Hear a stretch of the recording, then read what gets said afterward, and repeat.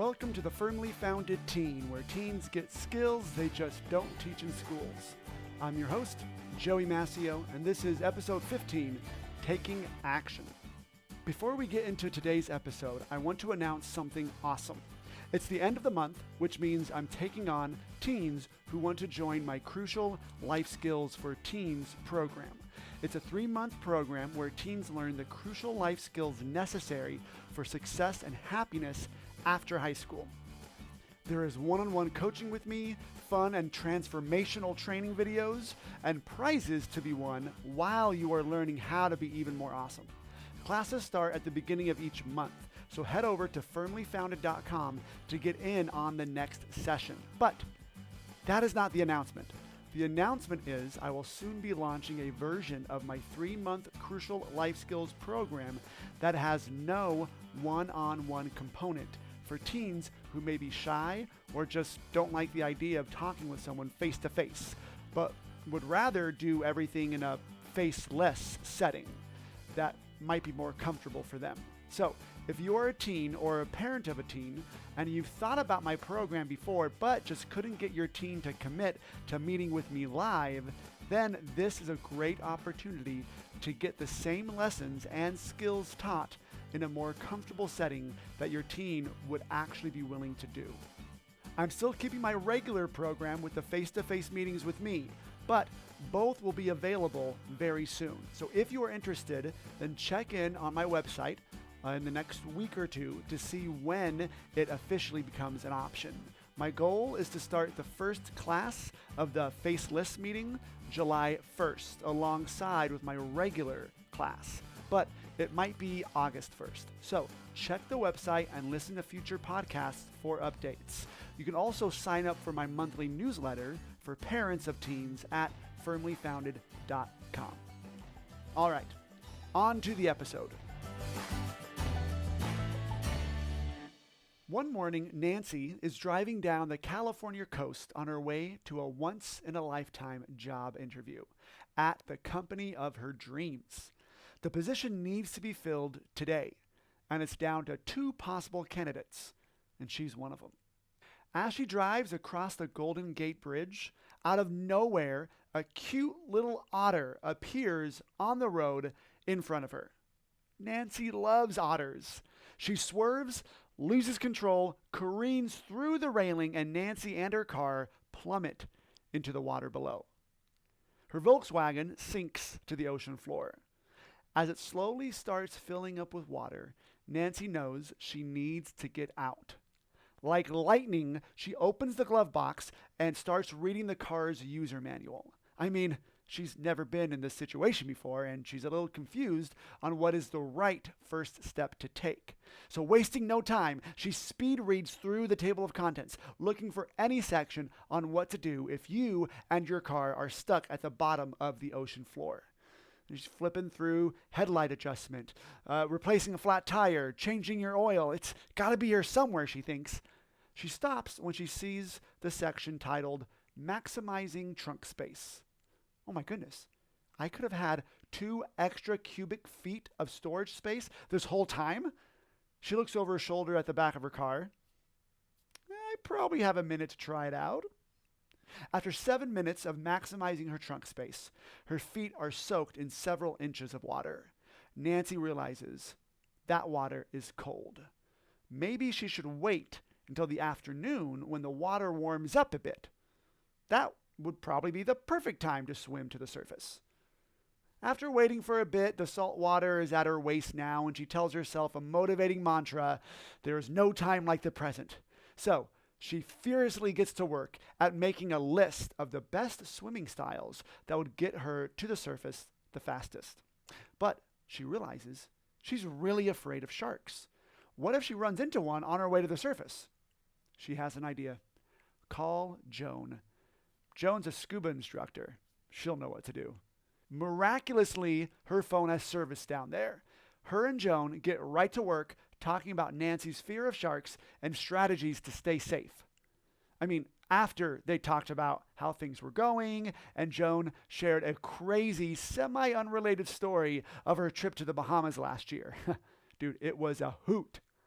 Anyway, the phone call ended when Nancy accidentally drops her phone into the neck high water. Her cell phone is definitely ruined. No worries, she thinks. She'll be able to buy a fancy waterproof phone when she lands this amazing job interview. That's going to be so nice. She finally is ready to pull the handle on this thing, and she does. And the door is locked. Well, isn't that just the way things are for her all the time? She can never catch a break. She thinks of Sarah, an old high school rival and a successful businesswoman and an amazing job. She heard that Sarah's car fell into Lake Michigan when she was on her way to her life-changing job interview. I mean, her door was probably unlocked. Heck, she probably got fished out by a giant crane or something. And as the water reaches to the top of the Volkswagen, Nancy thinks, oh well, I didn't want that job anyway. The moral of the story? She should have hit the otter. There are a ton of lessons to be learned of what Nancy did while she was under the water. But first, I want to focus mainly on what she did that got her there. The first thing she did was change her course. She was headed straight for the job interview, her goal. But then she saw a cute little otter that she loved so much and decided to change course. Hitting the otter represents the things we don't want to do, but need to do to reach our goal.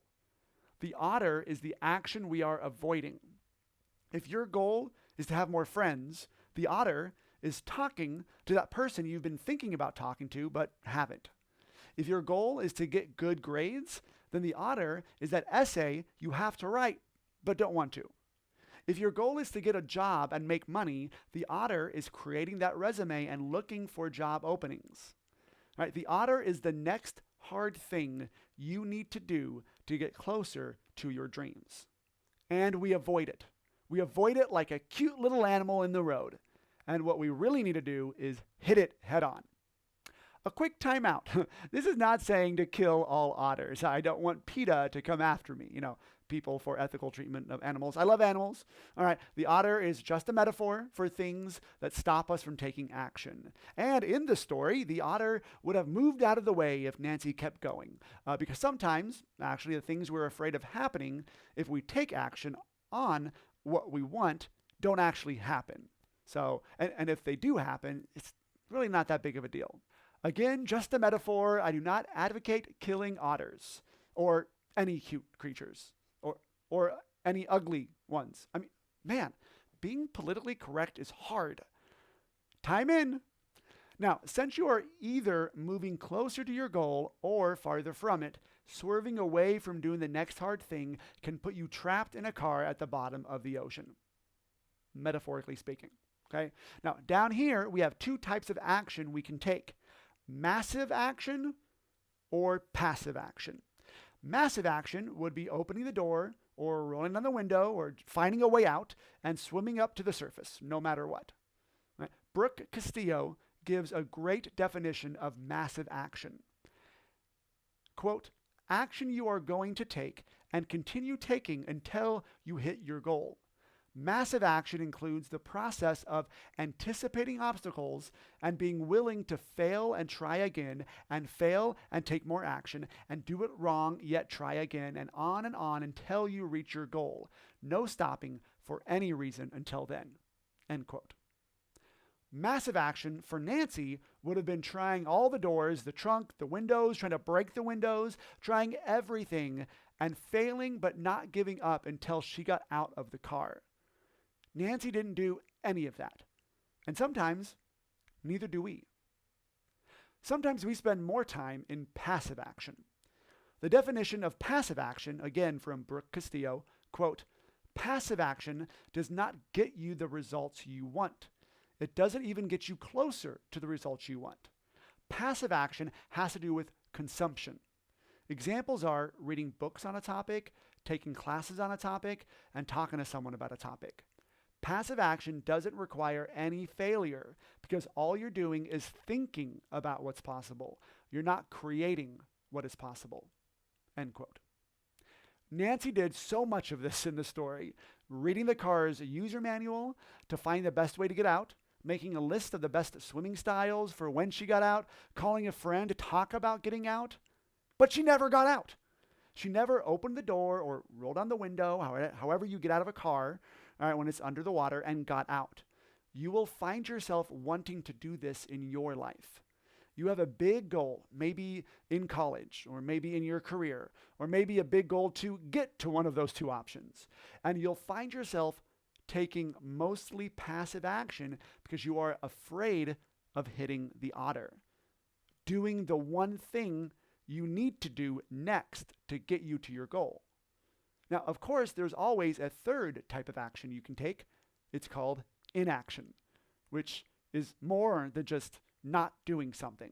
See, you're always doing something. Even sitting there like a slob on the couch, eating Cheetos and watching YouTube is doing something. It's just not the something that's going to get you to your goal. This type of action is called buffering, also known as procrastinating. It's doing something to avoid the feelings that come up when hitting the otter. Things like video games, hanging out with friends, trolling social media, eating, binging on YouTube or Netflix, etc. As long as you are doing those things, you won't feel the unwanted feelings of hitting the otter, of taking a big step to get closer to your goal. Here are some feelings that stop us from hitting the otter. Confusion. I want to apply to college, but I just don't know where to start or what to do. Doubt. I want to apply to college, but I'm never going to finish the application on time. Self-pity. I want to apply to college, but my grades aren't that good, so I won't get into a good college. Fear. I want to apply to college, but what if I don't get into any of them? Discomfort. Now, usually this one is the biggest one in my experience. It's, I want to go to college, but I don't want to do the work it will take to fill out the applications and write the essays and whatnot. It's boring. It's not fun. It's hard work. All that is discomfort. And that will cause you to go careening off a bridge away from your goal more than anything else.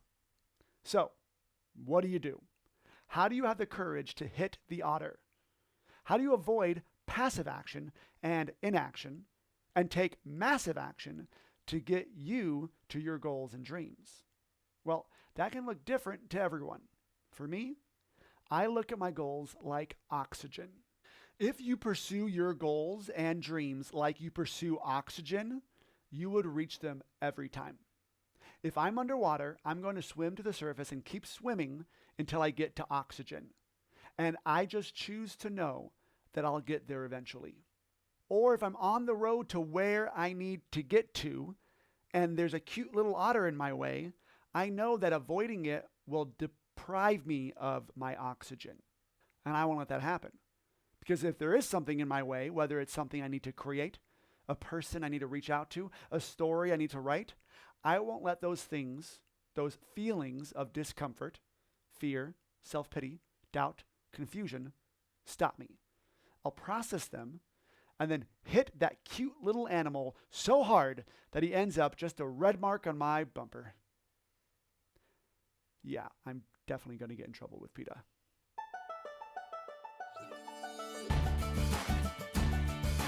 If you are a teen who wants a personal coach in your life to help you take action, overcome obstacles, and learn how to conquer the next crucial years of your life, then I'm ready to work with you. Take your parents and head over to firmlyfounded.com to sign up for some free coaching to get started. Just 30 minutes could change the next 30 years of your life.